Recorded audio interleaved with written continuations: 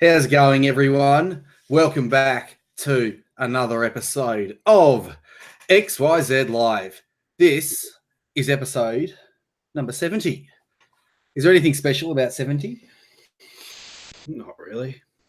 What happened in 1970? 1970? Nothing. Yeah. Anyway, this is Dave. Dave's the regular co-host. Hey, everybody. Here with me, Matty Rose. And today we have a very special guest, someone to come and discuss the Australian election, I guess, from his point of view, discuss what he thinks it means for the future of the country, and just go over all the latest stuff and all the latest news. And basically, we'll ask him the questions, and we'll see what he has to say about everything. But anyway, thank you very much for joining us, Mr. Brad from the Australian Protectionist Party. Thank you very much, Matty. Yes, it was a very interesting election, as they all are, and I guess more than anything, I just feel relieved about it. I'm kind of just, relieved that Labor didn't win. Obviously, not a lot of elation there, because a lot of the results didn't go as well as Nationalists would have liked. Obviously, we would have liked Fraser Anning and his party to have done a lot better. I would have liked to have seen Clive Palmer's party have done a lot better.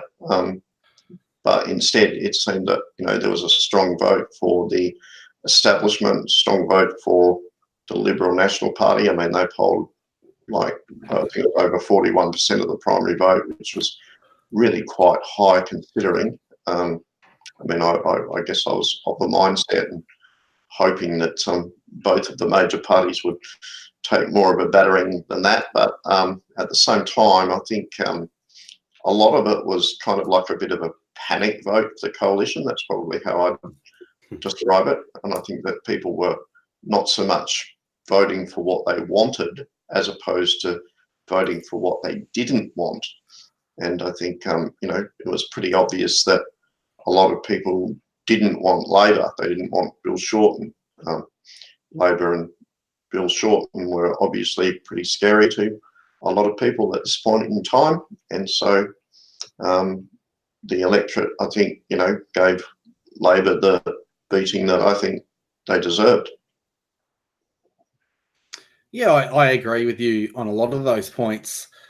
So I think a panic vote, I guess that's I guess that could be a big factor in people. They might have gone to the ballot box and thought, you know what, I'm just going to cover my nose and vote for the Liberal Party because I really don't want a Bill Shorten government. And I got a lot of that sense as well after the election. A lot of people were very relieved to see the back of Tits Shorten, and I was definitely relieved to see the back of him. But then you still have this problem that we've got the coalition in power, who, when all things are said and done, they aren't a great deal better. They're slowing, like I said in my analysis, they are just slowing down an inevitable process that will continue while the establishment parties are in charge. What do you reckon on Mr.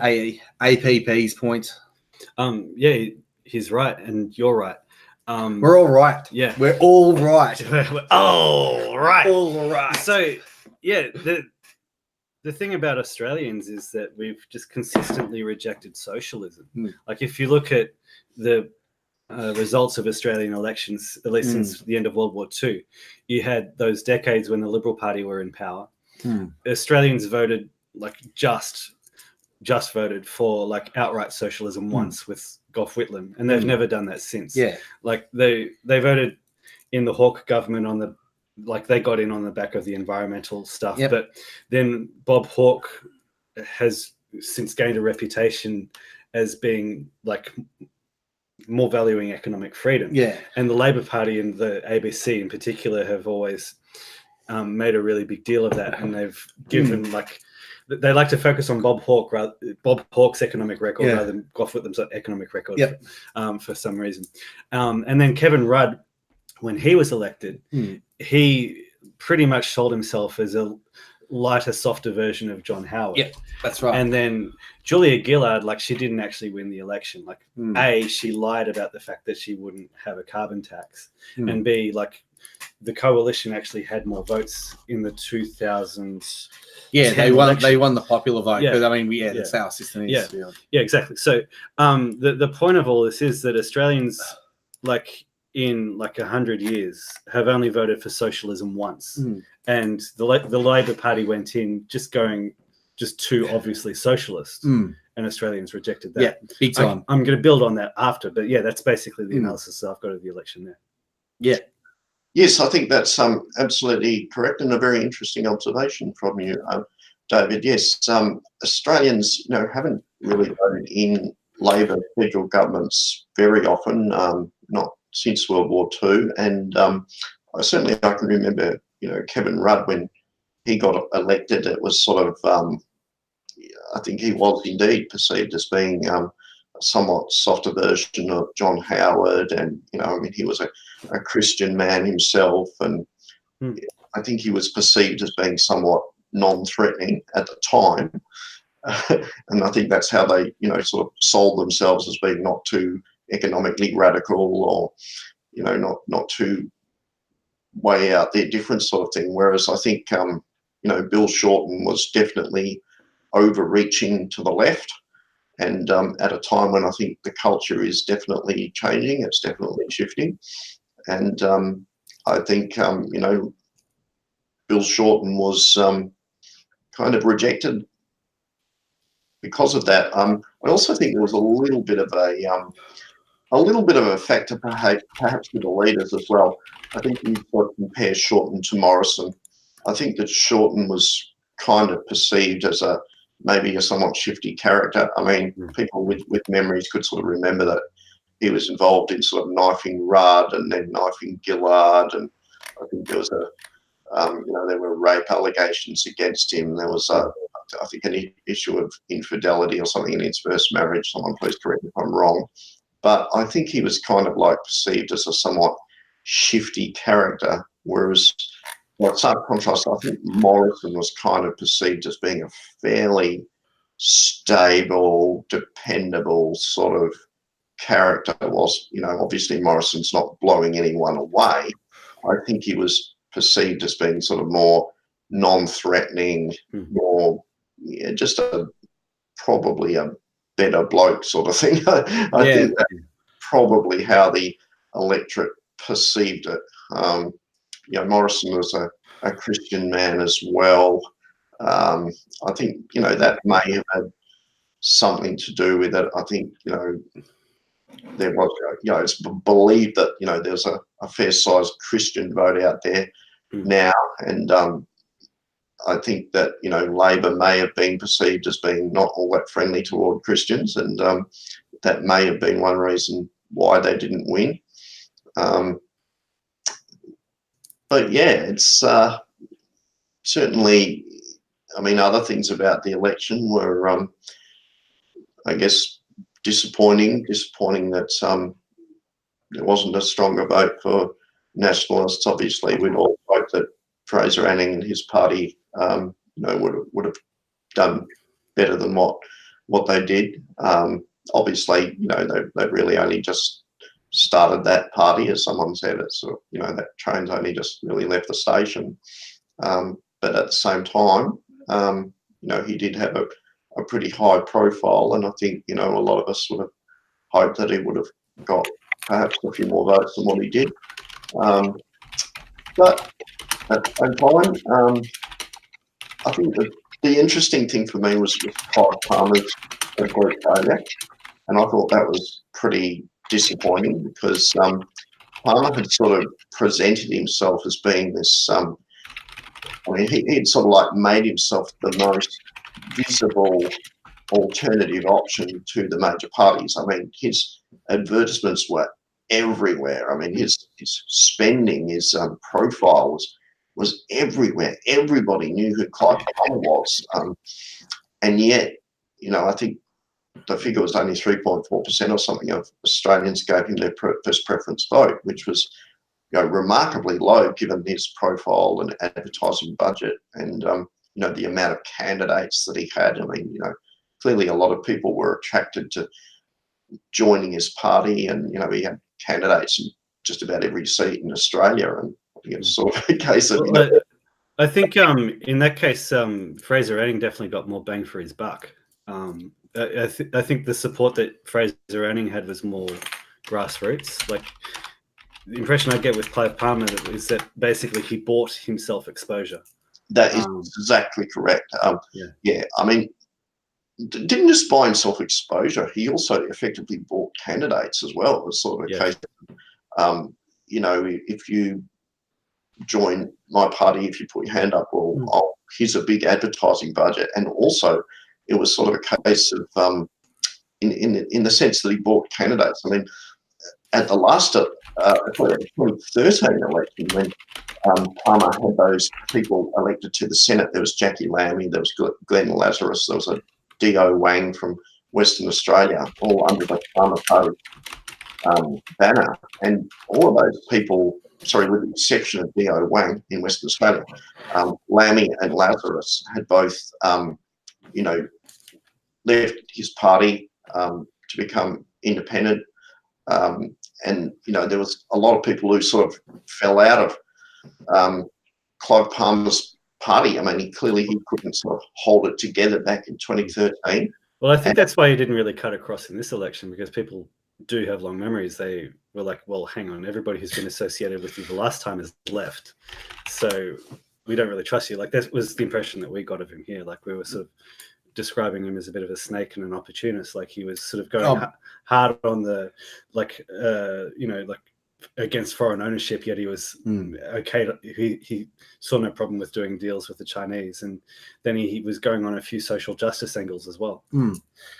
Yeah, he was just trying to buy the vote, and you could see it was fairly obvious.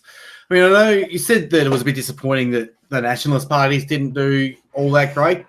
I mean, honestly, I don't know where I sit on that opinion, because obviously Fraser Anning hasn't done all that great, but take out the One Nation vote, take out the Clive Palmer vote, and his vote probably goes up significantly. People will vote for what they know as well. A lot of people will just go, oh, all right, I voted for One Nation last time, I'm going to vote for One Nation again this time.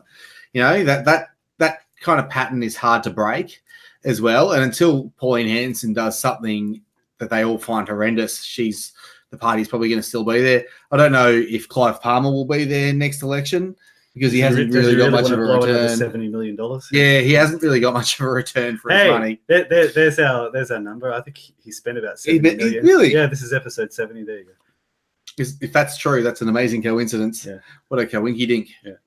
But yeah, it's this election. I think I pretty much summed up all my thoughts on this election in my summary video, which is pretty much the point of it. But yeah, it's a bit of a nothing election. I feel relieved, and what it feels to me right now is kind of like the calm before the storm. It's been like that for a little while, but it's a different kind of calm. It's more like, this calm could go on for a little while, but who knows? Well, it's eerily calm. That's all. Building on what I was saying before now, I think it's clear now that Australians, like, as I've said, like, they regularly have rejected hard socialism. So hard socialism isn't the biggest threat to Australia. Yes, it's important to sell a nationalist message like on economic grounds. Yeah. But the problem that we face now is demographic replacement. That's because it. Yeah, we've got the Liberal Party have come in, and they're just as much in favour of demographic replacement as the Labor Party. That's exactly right, which is why it's so important that we get out there and make the arguments and just continue to make the arguments. I mean, YouTube are doing silly things with their algorithms, they're not so much hiding independent content, but they're promoting crappy mainstream high production value crap. Yeah. Actually, this is just a bit of a tangent, but I've been looking at even my videos. Sometimes the up next is like mainstream shit. Oh yes, every time. And I'm like, I don't. Why is it giving me this? This is not the kind of content that I actually want. Yeah, I've noticed that. Like, it used to be like you used to just get like a whole bunch of your videos up next, and then a couple of the other ones who are similar to us. Well, yeah, it'd be sort of in that sort of realm. And now it's all CNN and BBC. Or even MSNBC. I got Nigel Farage on his radio station on LBC, which is interesting. So they tried to match it there, but even that, I looked at it and I'm like, this is all mainstream. It was like afternoon radio, you know. And I know it's Nigel Farage, but it's still sort of afternoon radio. I don't really want to listen to afternoon radio right now. I was like watching like Vertigo. What are they? The Last White Man or Racial Logos, and the next one up is Jordan Peterson. So what's going on? They're trying to drag me back to the sense. Yeah, they're trying to get us all back.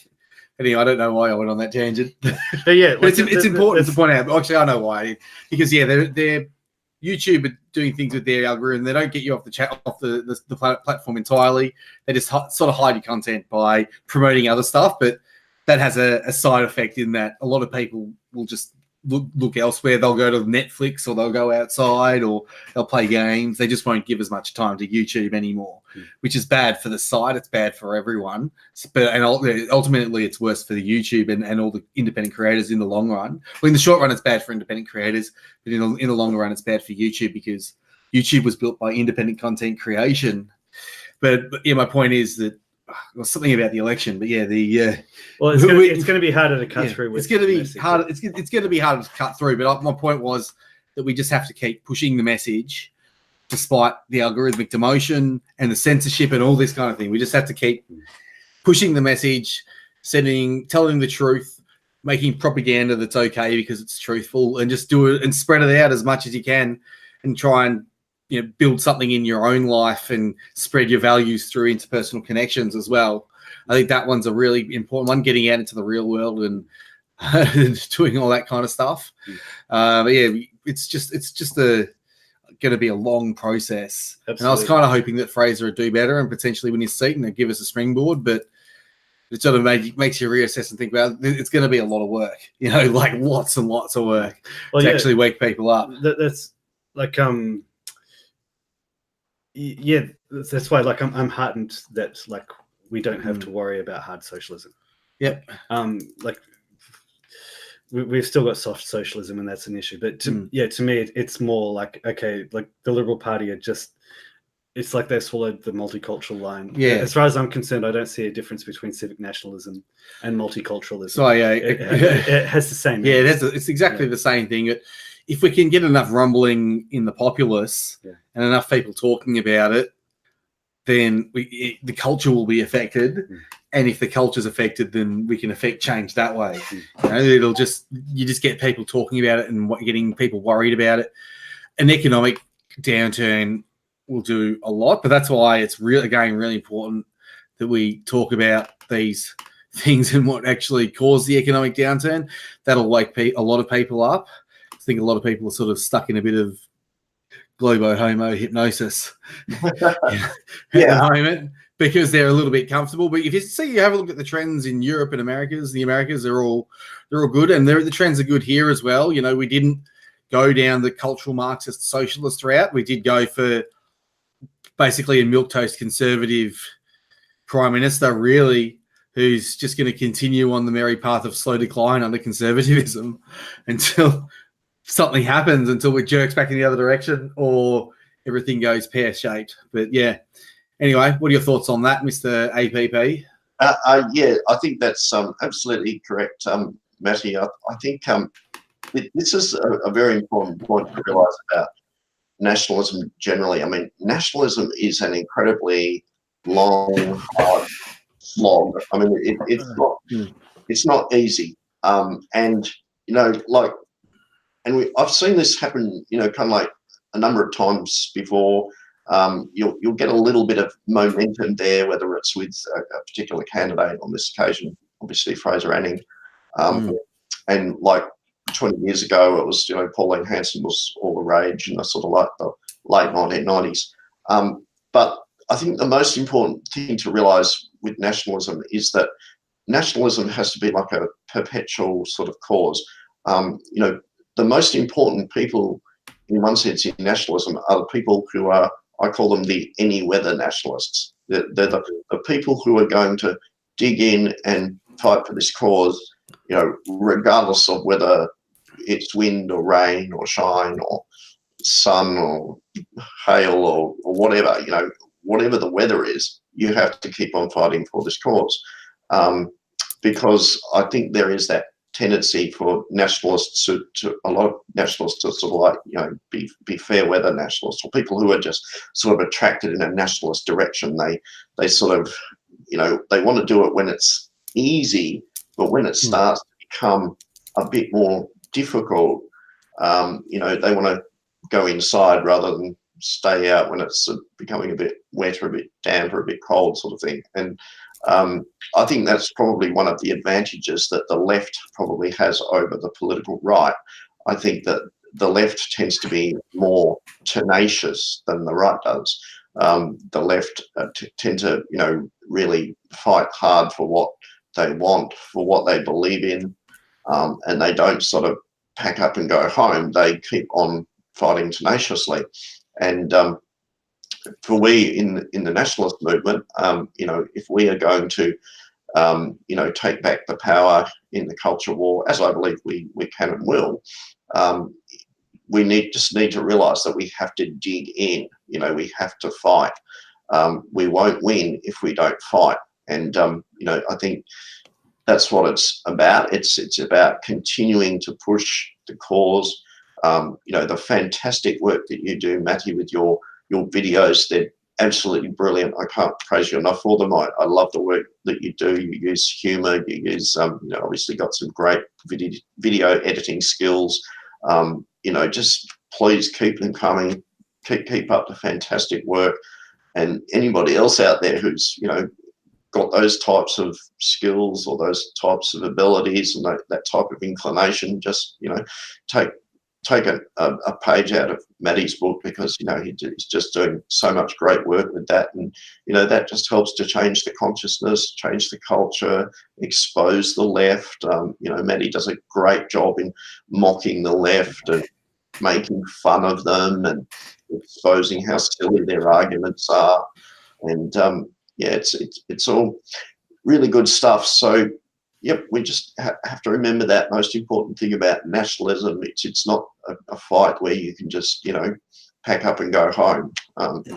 You have to keep on pushing. You have to keep on fighting tenaciously for it. Even when the chips are down, even when it looks like you're not getting anywhere, even when your backs are against the wall, even if, you're the only person shining a torch through a long, dark, lonely tunnel.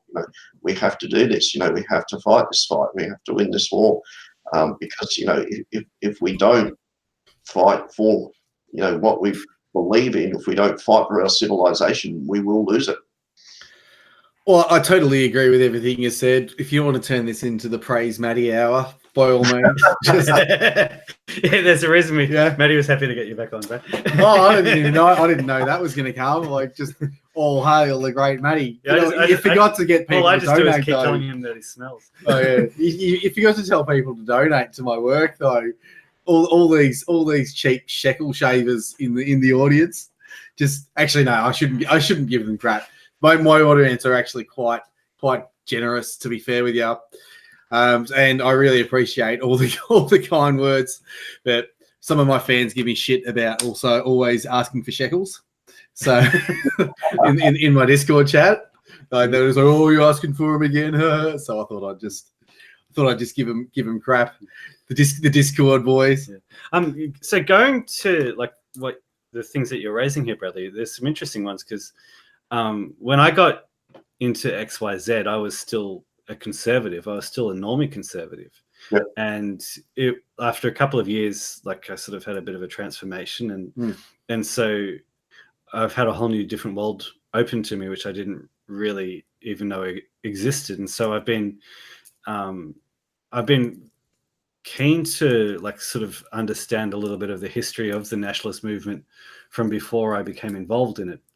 And it's been interesting talking to other people like Neil and a bit of Blair and yourself and Harry Richardson from over at the Pickering Post as well. It's been really interesting to find out what it's been like. And it's interesting because there are guys who've been in this for decades. And like, do you find it funny? Like have you found like a big influx over recent years, like with Trump coming in and all that sort of stuff? And it could be interesting because there could be a lot of turnover, but like hopefully like the people who stay will be gold. Yeah, it's just natural attrition as well. Yeah. So when we had a lot of momentum coming into the election, well, I felt there was a hell of a lot of momentum in our movement. I mean, it started with the St Kilda rally, and then we got the and Fraser Anning makes the news a few times. Then the election starts. We had the events in March, and then which led to Fraser Anning getting egged. So we had all this, all this build up, and then you get a lot of people sort of jumping on board then. But then afterwards, some people might think, oh, well, that didn't work. Maybe we'll go try something else. But even before that, like when I was first starting off XYZ, there were the Reclaim Australia rallies going on.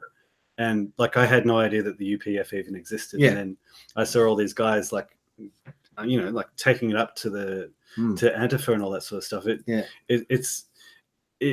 Bradley, is it like there's this whole history of Australian politics which doesn't really get much light shed on it?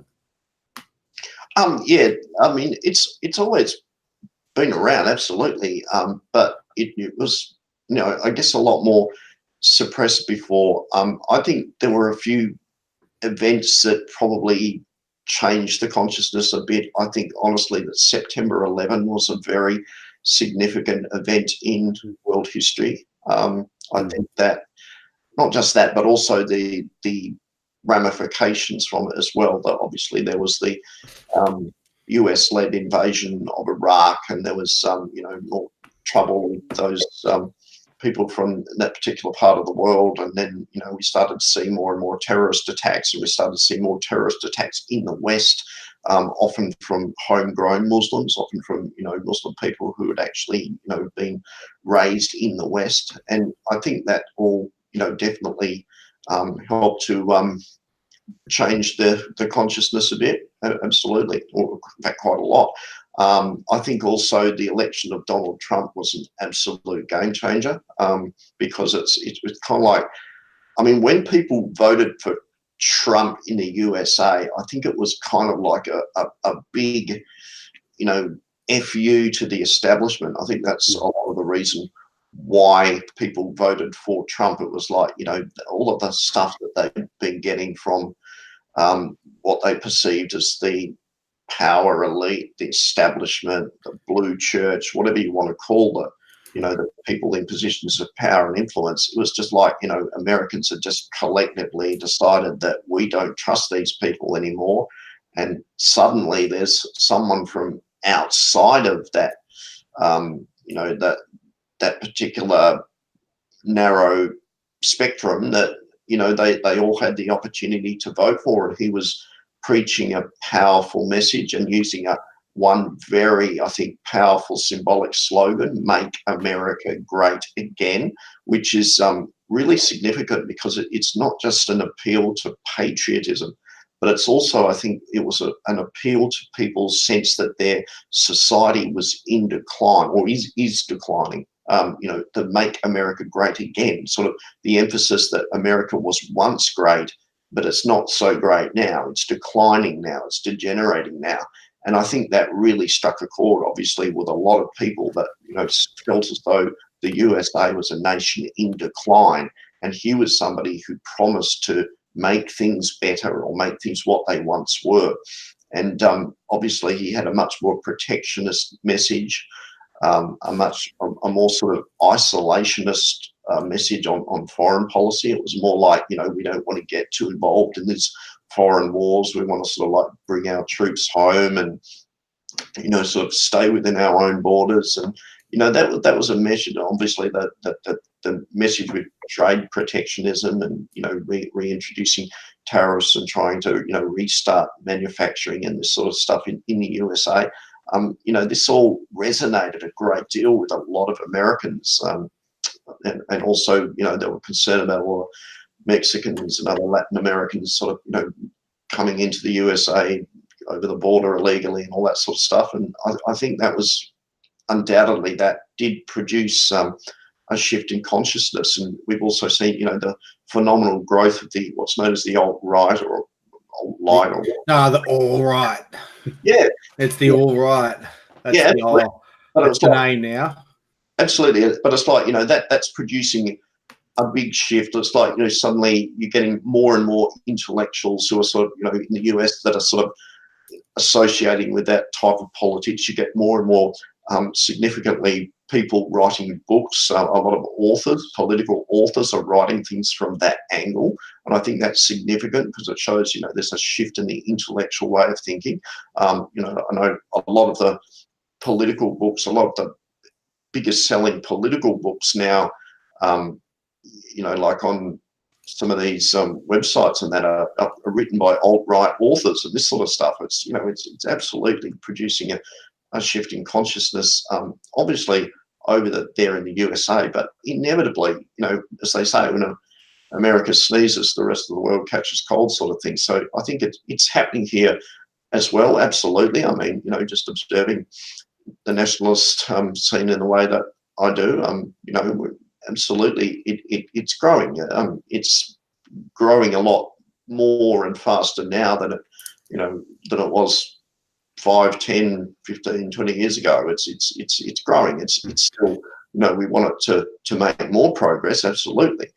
But it is definitely shifting. And so, it's encouraging. It does give you hope, but at the same time, we need to realize we've still got a very big mountain to climb. So are you worried that we're running out of time, or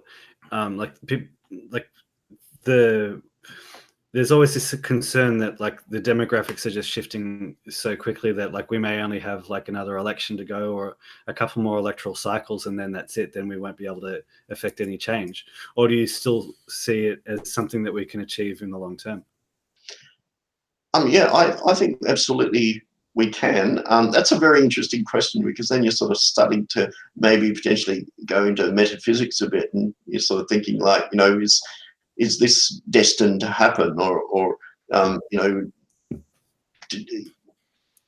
one direction that we're going in, is there another direction, or whatever? And it's kind of like, yeah, absolutely we can win. I think the other thing about nationalism is, if you look at nationalism historically, nationalism has many times historically, it's spread like wildfire. It's got that potential to spread like wildfire.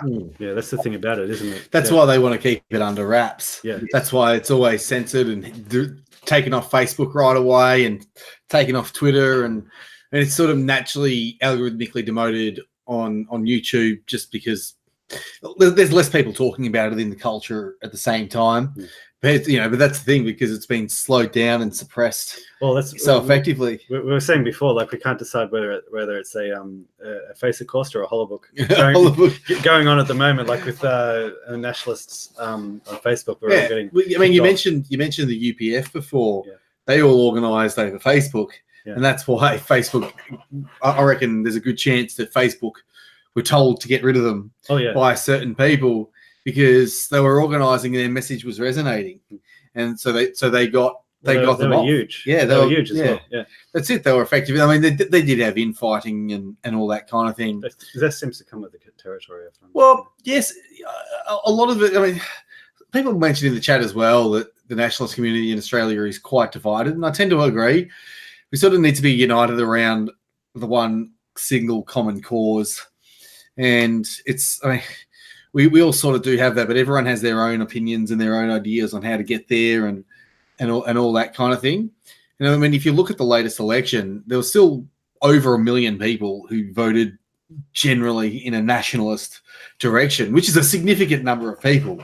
It's just that a lot of them were tied up in One Nation and Clive Palmer, and there were other people. I mean, we keep pushing the message. Eventually, we have about 6 million voting. Look at this: 100,000 people voted for the hemp party. Wow. We should make hemp, legalizing hemp, a core part of the nationalist election promise, and we'll win 100,000 votes right away. Well, maybe we'll get half of them, but nationalism, we'll get half of them. So that'd go there, and you can grow that way. That's just an idea there. I think what I advocate for is community building and meeting people and having a family and all that kind of thing. That's the best way to. We're going to have to build our way out of it, but we do that by working hard, spreading the message, and being a good example for people as well. Because times are going to get tough, and people are going to want to see, all right, who's doing it okay, and what are people saying over here, and you want to be ready for when that happens, because people are going to be asking questions. And if it doesn't happen, then you're going to live a good life anyway, because you're still being a good example, and you continue spreading the message. But like you said, Mr. APP Bradley, it's going to take years and years and years of work. Like, it's not. People aren't woken up on these issues as much as we are. There are more people now woken than there were a number of years ago. I think there's a lot more people who are very much more awake on it, but there aren't enough people who are awake to the genuine threat that our people face. People don't seem to realize just how dire it actually is and how quickly we need to reverse it if we want to stop genuine conflict. So they don't understand that, but that's why, our message remains the same no matter what. We stay on message and keep telling people what's going on and tell them the truth and bring positive narratives into the public discourse. And who knows, it all adds up. Maybe nothing. I've been in this scene since, like, I've been making YouTube videos for 2 years, but I've only really been an all-out nationalist for less than a year, to be honest with you. So here I am talking about hard work, but I talk about hard work in the nationalist scene. I've spent hard work on the channel, but I can see now how much work that the nationalism and growing Australian values and real Australianism, what the founders actually want. I can see how much hard work it's going to take. Well, we have an ear at the moment, but we don't have people's full attention. And it might happen eventually. Who knows? It will happen eventually if we keep working. But it will hopefully happen before the shit hits the fan. That's what I'm hoping for. We do what we can. We do what we can to make as best go of it as we can to stop that from happening. Yeah, there's a couple of analogies that I like to use. One is like what I call the patriotic swarm. It's a little bit like when you get like a swarm of either bees or ants or locusts or wasps or whatever. I think it's important to realise that the force of that swarm doesn't quite so much come from the individual bees or wasps or ants or locusts. It comes from the sheer weight and force of the swarm. It's all of those little insects, all of those tiny little creatures working together. It's all of them. And I think that's what, nationalism is kind of like that as well. We need all of these little individual units. It's not like this. Sorry, mate. Just speaking of individuals, just a guy came into the chat. You got Simon Harris. Welcome to Maddie Rose Live, and this is XYZ Live, the show. Everyone, if you haven't seen, Simon Harris has a pretty good little YouTube channel, and he writes books, and you can follow him on Gab. He talks about the Specsavers and gets in trouble for talking about the Specsavers on his channel. He doesn't call them Specsavers, he calls them cactus. I think he should call them Specsavers. But that way we can get the meme unification. But, whatever floats your boat. We need to coordinate our memes. Yeah, we need to coordinate just a little bit more coordination. As well as coordinating with ourselves, we need to coordinate. That's it. Anyway, sorry for interrupting, mate. Continue your thought. I just wanted to say good day to Simon. Yeah, the other analogy that I'd like to use is kind of like, it's a little bit like chipping away at the damn wall as well.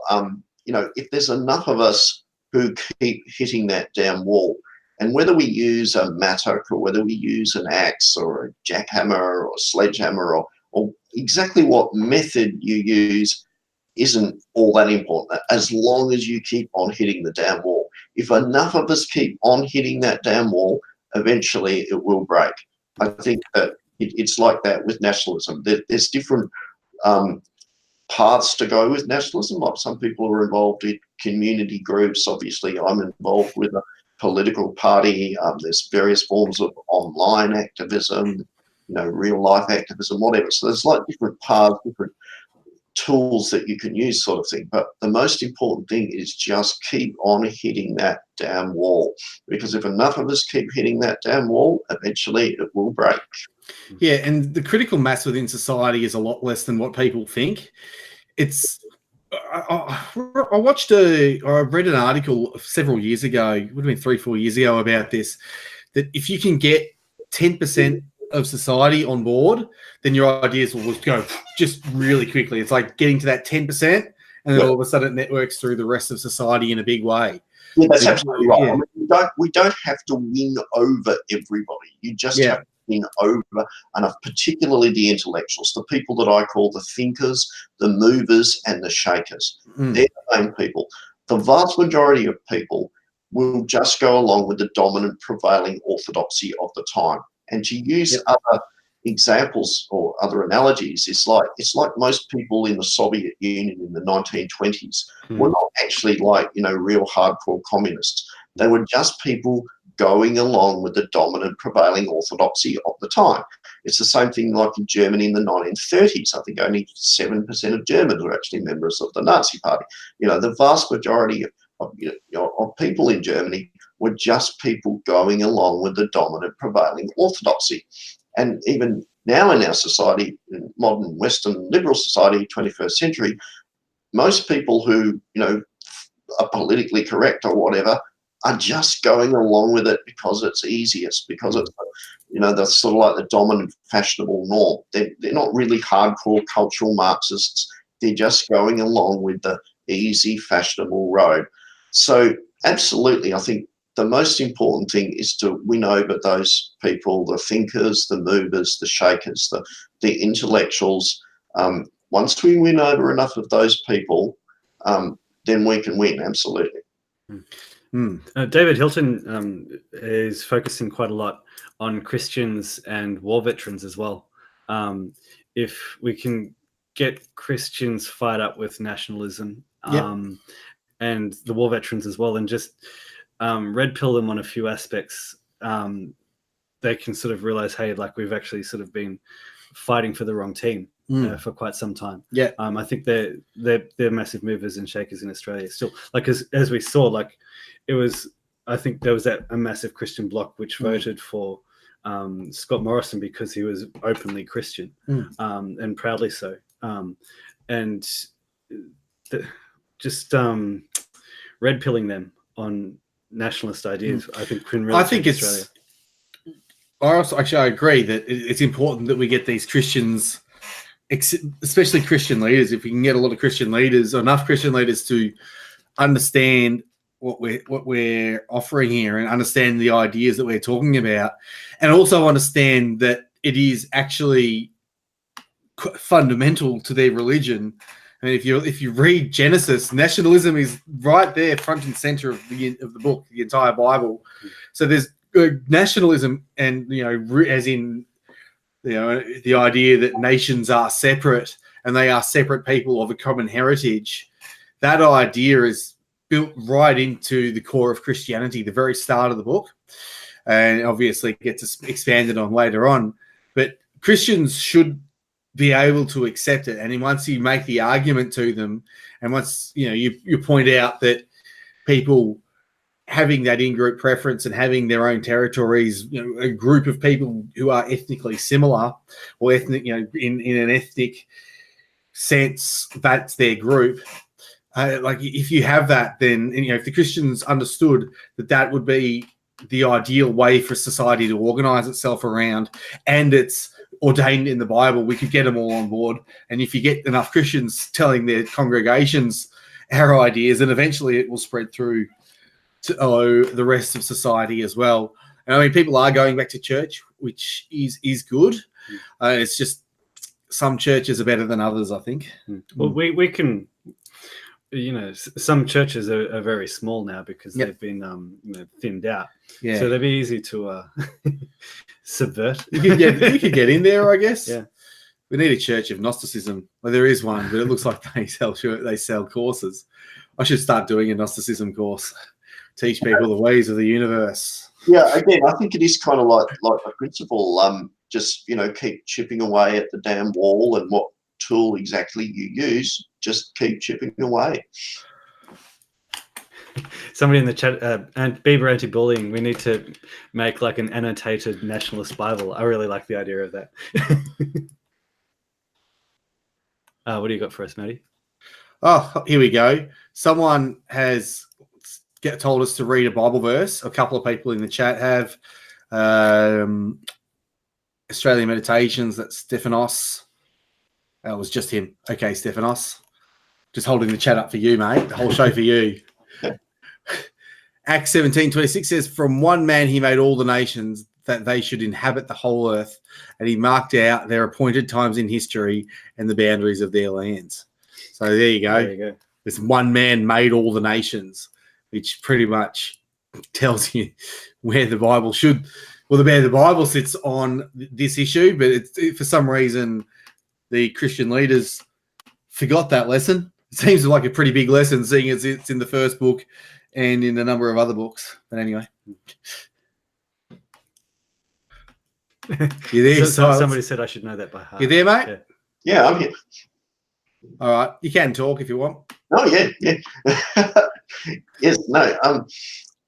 Yeah, I don't sort of like have a lot to say about Christianity. I mean, I'm not a Christian myself, so it's not really my area, but I have noticed certainly that Christianity has, I mean, even the racial demographics are changing with Christianity. There's no doubt that, white Australians have been dropping away from Christianity for quite some years, whereas a lot of the new immigrants that are coming into Australia, I think quite a lot of them are Christian. Probably not the ones from China or India, but like some of these Middle Eastern ones and Pacific Islander ones, and there's quite a few of those people who I think are Christian, and I think some of the leaders of the Christian church have sort of like been pretty keen to push an anti-racist narrative, perhaps because it helps to fill the aisles with more and more Christians from. Yeah, that's the thing at the moment, isn't it? In some ways, like Christianity, like mainstream churchianity, is becoming white genocide. Yeah. Like it's why a few months ago I put up a thing about I countered the argument about how Jesus is a refugee, because I pointed out that Jesus was a refugee. He went back. Yeah. Like Jesus, his family had to flee to Egypt to escape from the King Herod, who was trying to kill all the babies. While you're in that point, yeah. While you're in that We've point, got a message from Squeaky. Stephanos has been sprung. He's been sprung. Apparently, the tip for the Bible verse, Acts 17:26, came from a Squeaky Dia Elapina video today. Maybe they came up. Maybe they both knew it. Maybe they were together when she made it. Yeah. Who knows? I'm just speculating here. It's only rumors. It's not actually confirmed yet. But yeah, like with Christianity, on one end you've got like the Anglican churches and the Catholic Church and the Uniting Church that are just going more and more SJW, and they're just like moving away completely from Christianity. And then on the other hand, it's like, well, hey, we need to keep Christians. We need to keep Australia Christian, so let's import Christians. It's why I found it really interesting a few years ago when it was at a World Cup, when I think it was the Fijian side. They at the end of a game, they all got in a big circle and they started singing a song. And so the Australian team got in there and got in the circle with them as well and started clapping along. And then after a minute or so, you could see all the Aussie guys kind of looking at each other, going, "Hang on, we're singing a full-on Pentecostal Christian song here." And so you could see there was a cultural difference, because all these Aussie boys are used to being all secular, and they're surrounded by people who are genuine Christians. So that's why I make the point that with XYZ, my focus is on red pilling white people, just to get back to that, get back to that Christianity, and to get back to that racial consciousness as well. And I think getting white people red pilled is really the best. Is a good strategy. Well, they're really the only people we can be red pilling at the moment. Yeah. White people, white men. White men need to wake up and have a look around and be like, "What the hell's going on?" effectively white men need to take back their power, sort of thing. Yep. Absolutely. Yeah, just on the point that you were making there, there's no doubt that quite a lot of these people that, I mean, some of the people that we're bringing in from some countries, definitely there is that strong Christian influence there. I think we saw an example that recently with all the hoo-ha over Israel Folau and his comment there on Twitter, the rugby player. Now, normally a rugby player says something on Twitter, it shouldn't really be that significant, and yet, all the lefties and that went absolutely berserk over it. But at the same time, whilst it obviously upset the SJWs, inevitably there was also a lot of people who were springing to Folau's defence as well.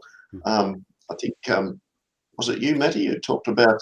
Yeah, I made a video on Folau, and I wasn't the only one. Alan Jones pretty much went nuts about it, and there were lots of people in even the mainstream media that were a bit up in arms about Folau. That's the thing. I mean, the Australian media, there are still some people on the conservative right who will lean towards the right ideas. I mean, they are ultimately controlled opposition, but at least in the mainstream, at least it's unlike the United States, where you've got the extreme partisan left establishment and the extreme right partisan establishment. Well, then you got it in Britain, where it's just all left wing. So in Australia, you do get some dissent at least, which is good. Yeah, that's quite right. I just want to talk a little bit more about Clive Palmer, if you don't mind, because go ahead. I actually just finished reading the biography about Clive Palmer. It's written by Sean Parnell. It's called The Clive Palmer Story. So I actually just finished reading that book very recently, and it was very interesting, obviously, because he is obviously a very prominent Australian and a very prominent political figure. So I was a friend of mine actually sent me that book, so just a shout out to him. But yeah, it was a very interesting book. It was very interesting to learn about Clive Palmer, because I think that there's the image or impression that we get of people by seeing them on TV or seeing their advertisements or whatever, but it's not until you actually kind of read their life story that you really have a better sort of idea or understanding of an individual.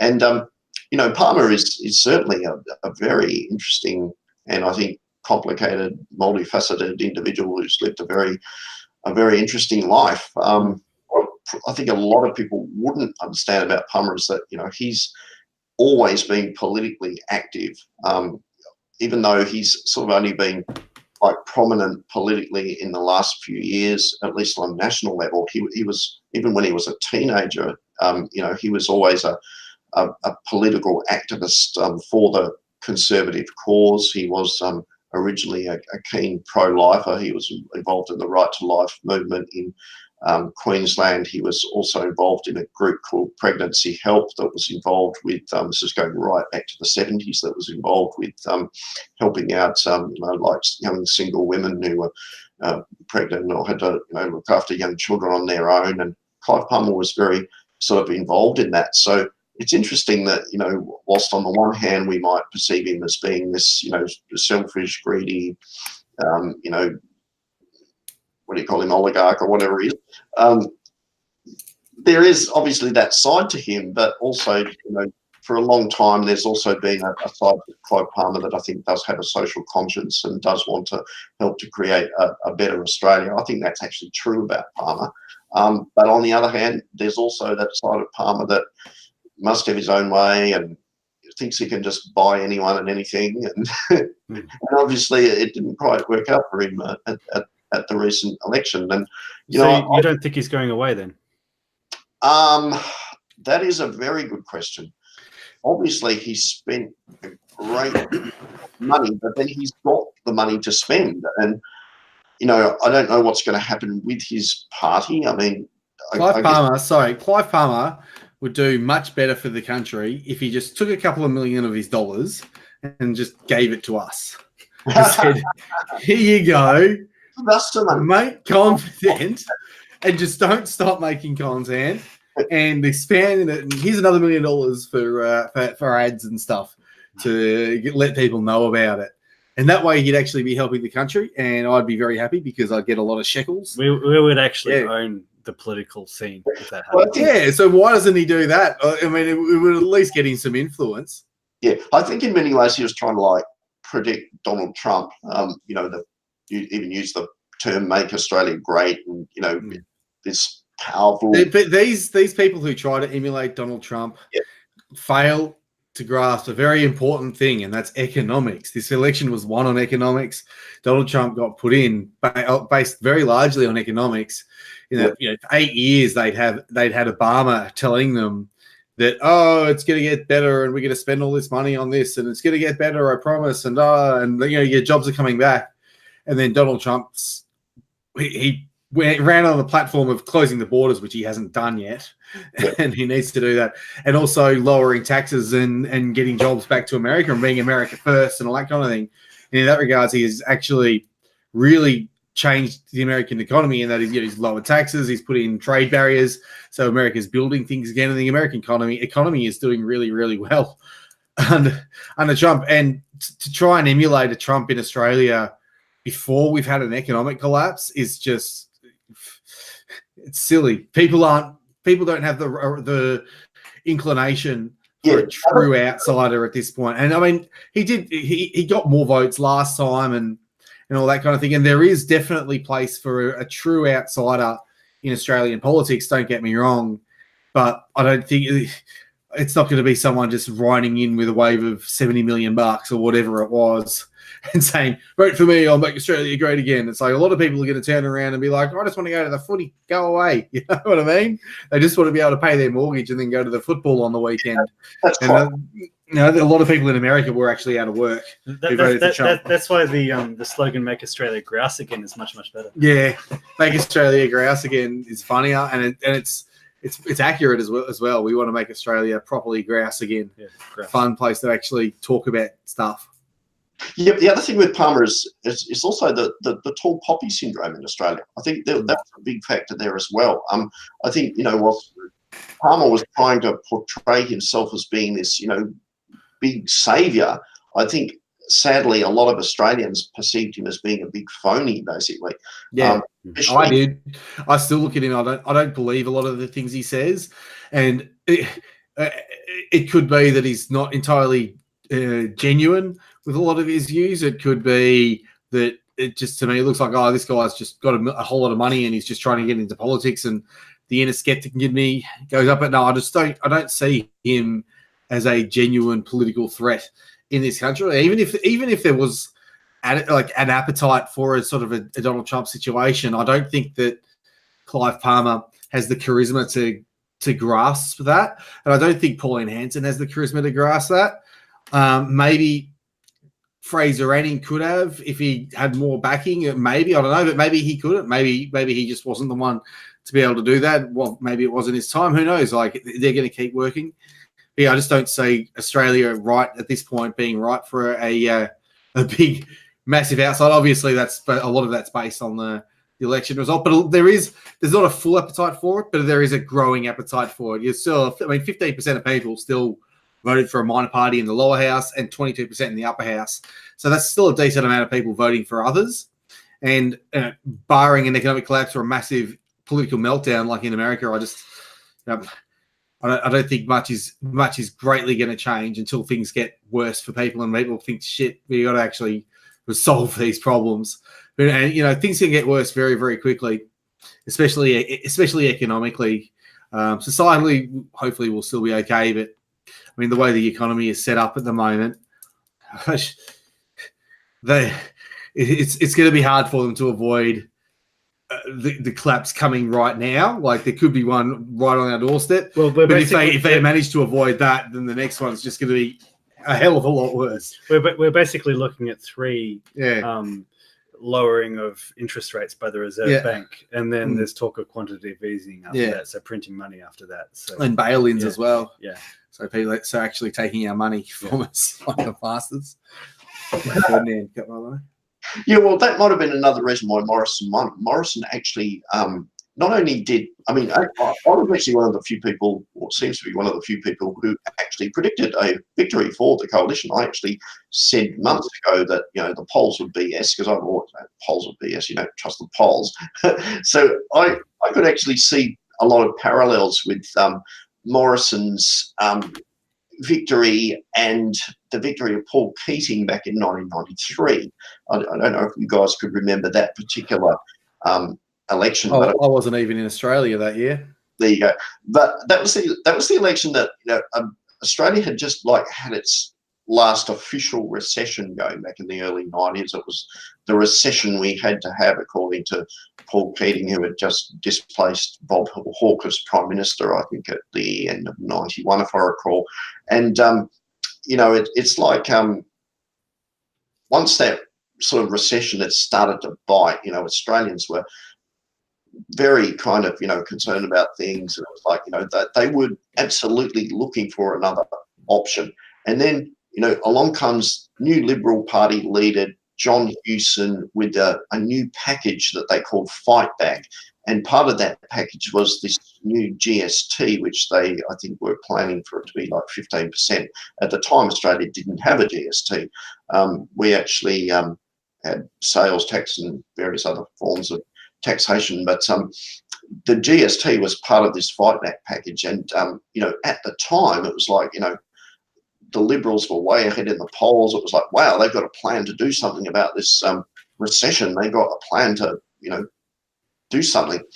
But once that 93 election got closer and closer, and the Liberals' Fight Back package was put under more and more scrutiny, inevitably more and more people kind of got very concerned about it. Rather than seeing it as a saviour, they actually thought it was pretty scary, a little bit like some of the, the parallels with Bill Shorten and some of his, plans to change negative gearing or change this or change that. And it kind of, maybe higher taxes and that sort of thing. It kind of scared people a bit, and it scared people back in 93. And, even though Paul Keating was probably a pretty low figure at the time, they still returned him, and he got in and won that 1993 election. So Labor got returned. Of course, 3 years later, Keating got voted, got absolutely annihilated by John Howard in the 96 election. But he managed to win in 93, and I could see a lot of parallels with what was happening with Morrison and the Liberals this time around. This was kind of like a new Prime Minister who Australians probably didn't feel that they knew that well, but they probably felt as though, let's give this guy a bit of a go because we're pretty unsure about that shifty Shorten character. He's a little bit scary. So, and then of course, as the election got closer, Scott Morrison managed to balance the budget, and then he started spending quite a bit of money, and he started promising tax cuts. And at that point, I started thinking, yeah, I think the Liberals are going to win this one. That's a fair point, and it's interesting because let's have a look at the last two prime ministers of the Labor Party that won elections. The first one was Kevin Rudd. He was a guy that essentially said, we are John Howard and the Liberal Party, but different. We're fresh and we're going to be new and we're going to tackle more climate change. And then a year later, everyone decided that climate change was full of crap, they realised. So it started becoming electoral toxic. The ALP haven't learnt that lesson yet for some reason. You look at that, and then like Julia Gillard knifed him, and she got through by the skin of her teeth. I mean, am I remembering this correctly? But didn't she actually lose? Like, didn't the Liberals actually win more seats as well? The Liberals won more seats. The Liberals. So yeah, it wasn't just the Greens that got her in. It was independents. It was independents. Yeah, it was independents. So they didn't actually win the next election, really. They negotiated their way over the line under Unionist Gillard. And then now they're putting up this bloke, Bill Shorten, who far out, man. Every time he comes on camera and starts speaking, you just think, fake. That guy's a fake. Yeah. He's a robot. Hello, I'm Bill Shorten. I don't need to worry about costs because the cost of not voting for us is the cost that you the Australian taxpayer or the Australian people don't want to pay. They just don't want to pay the cost of not voting for Labor. That's basically Bill Shorten. He's a horrendous individual. I'm glad he lost. But my point is, you have a look at who they've got waiting in the wings, and this is why they chose Captain Anal, Anthony Albanese, because he's going to be the most palatable. Maybe he can sell that economic reform package potentially. Look who else they've got, Benny Wong. Can you imagine if the ALP put Benny Wong up as candidate for Prime Minister to the Australian public? Yeah, I just don't see the Australian public accepting her as their leader. Really, truly. That's why they had the Chinese warships in to be the Prime Minister. Look, with regard to Bill Shorten and now Anthony Albanese, who's now the new leader of the Labor Party, which it kind of surprised me, but I had someone made a suggestion to me that the reason why Anthony Albanese was chosen was basically because he was perceived as being like the blokiest bloke in the Labor Party at the moment. Really? No. Yeah. Well, what? He's the highest G guy. He's the highest. He's their alpha. Holy crap! It wouldn't surprise me at all if he was their alpha, because the left have essentially turned into soy gammers. They're all the soy gammers who couldn't get girls in high school, so they went and joined a political party, because at least if they join a political party, they might get power one day and they can fleece the taxpayers. But that's the thing. It doesn't surprise me at all that there are no real men left in the Labor Party. They all left. Yeah. They all left. They either joined the Liberal Party or they joined independent parties. Yeah, but it certainly surprised me that, that Albanese sort of got the job, but I think it's also absolutely an indictment on the Labor Party. I mean, who else is there with some talent? I mean, but then maybe it's almost like they've got a bit of a hierarchy type system in the Labor Party as well. You have to wait your turn sort of thing, and because of that loyalty to the mates or the sort of gang culture that exists within the major political parties. I mean, we call them parties, but I've also heard it suggested that maybe we should refer to them as being gangs, because that's technically what they are if you have a look at what the government is and what the government does. So we should start calling them the gangs. They're different gangs in the ruling party. Yep.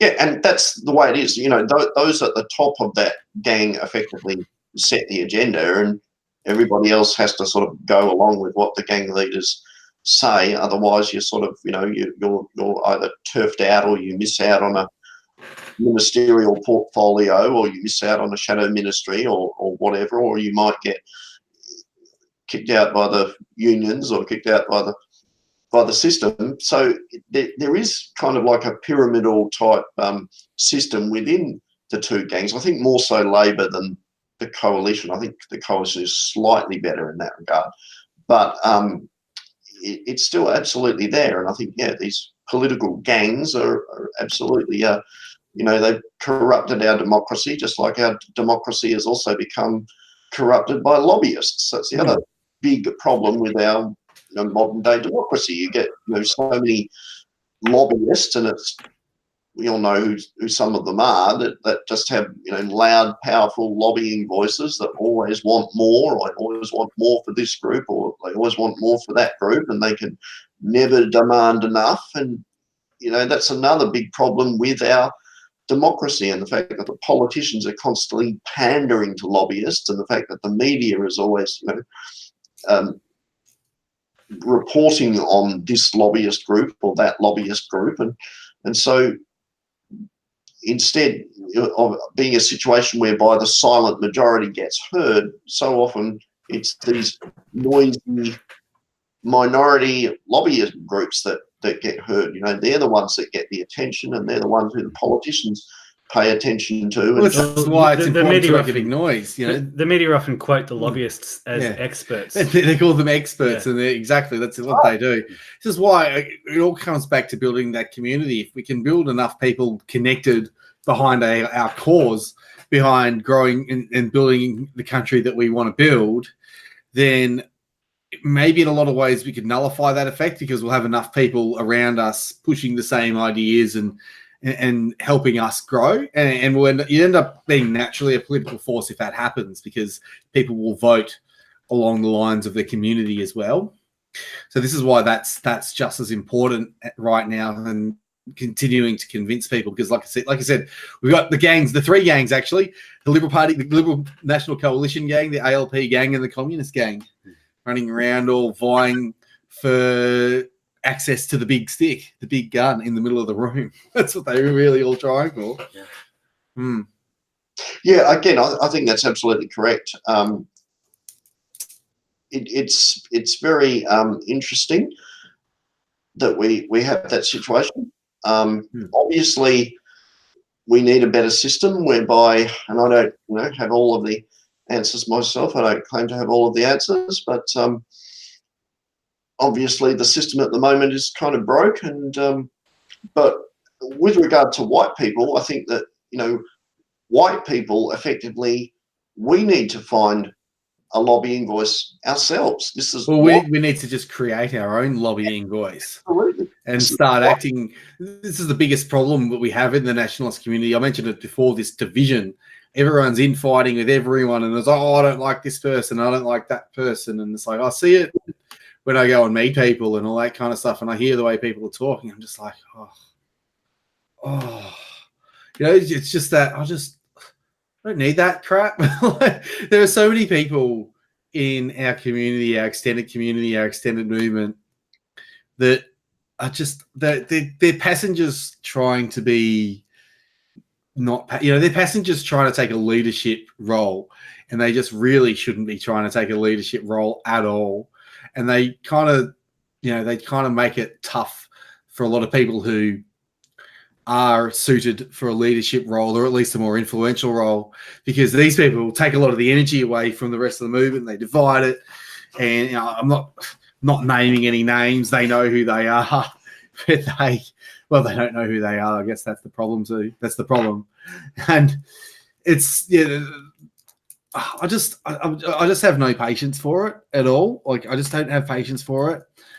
People need to understand that we're doing stuff right now. What we're doing now is genuinely trying to make Australia a much better place, and we are under a genuine existential threat. So all this petty infighting from certain people, it's not endemic. Don't get me wrong. I don't want to say that it's endemic, but any kind of petty differences that you have with people over even basic ideology, I mean, it's probably time to just put aside your petty differences and just unite behind what we are trying to do, and that's make Australia a real nation again, like an actual community and nation again, and make us a people again. And that's the most important thing. And we can worry about petty political differences later on down the track. But right now, we sort of all need to be united behind that core idea and stop fighting with each other, and just start building that community and realizing that we all have a common cause. So there's no point fighting about it, and no point getting down at what seemed like setbacks, but ultimately, the election to a lot of people might have seemed like a setback. And look, it wasn't ideal. Obviously, it would have been great for us to win a bit more of the vote. But it's growing, and we made the media react to us for quite a lot. And we got our ideas out into the public sphere, a lot more out into the mainstream. And I know the momentum is still going, and it's going to take time to turn into that full avalanche. But I think people will be surprised at how quickly it happens when it does happen. People will turn around and be like, wow, like the whole society, the whole paradigm shifted. Everything's different. And it might be quick and you might not even notice it. It might just one day it'll just be, everything will be a little bit different, a little bit easier to speak your mind and all that kind of thing. Anyway. Yeah, I think that's right. I think it's the hardest thing for we nationalists is to effectively get our foot in the door. I think once we actually do get our foot in the door, we can probably open the door very easily. Yeah. But the hardest thing is to be allowed. Or another analogy that I use, it's a little bit like when you're about to do battle on us in the sporting arena or something like that. I mean, I think once we nationalists are allowed onto the arena, we can defeat our enemies very easily. And that's a big issue as well, because I mentioned that in my latest video, how that idiot Neville and Bueller, did anyone else get that reference? Am I the only person of anyone who's seen that video to get the Neville and Bueller reference? What is that reference? You haven't seen Full Frontal? Hi, I'm Neville, and this is my lovely... I'm Neville, and this is my wonderful de facto Bueller. It was Full Frontal, and they'd always talk to Eric... what's his name? He's now an actor, Eric... the Aussie bloke. Eric Banner. They'd always talk to Eric Banner, who was playing the presenter on A Current Affair. You know, the guy with the hair. Yeah, I put it in there. I thought people might get that reference, but no one really understood. So where were you going with this? We've got regards. I lost my train of thought. What was I saying? We got stuck on this Full Frontal guy. What was I doing? It was something about Neville and Bueller, that guy talking about...